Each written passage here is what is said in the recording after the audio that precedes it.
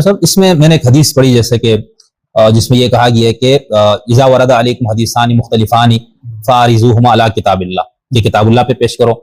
فإن وافق کتاب اللہ فخذوہ، ٹھیک ہے، وما خالف کتاب اللہ فذروہ، تو کتاب اللہ سے مطابق اس کو لے لو، جو میں اپنے ناظرین کے لیے ترجمہ کر رہا ہوں، وإن لم تجدوہما فی کتاب اللہ، اگر وہ دونوں کتاب اللہ میں نہیں ہے تو یہ جو اصول آگے ہے فاعرضوہما علی اخبار العامہ، اخبار عامہ، یعنی اخبار عامہ سے عام طور پر جو میرے طالب علم کے حساب سے سمجھ ہے کہ جو غیر شیعہ یعنی اہل سنت کی حدیث کی جو کتابیں یا حدیثیں اس پر پیش کرو،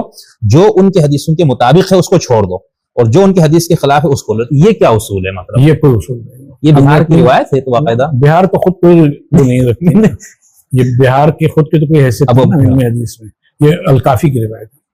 یہ الکافی کی روایت ہے، اور ہم نے کتاب العلم میں، فضل العلم میں اس کے اوپر بحث بھی کی، ٹھیک ہے۔ اچھا، اس کی وہ نہیں درایتاً آپ مان لیں، ایک بات مان لیں کہ یہ صحیح ہے، فرض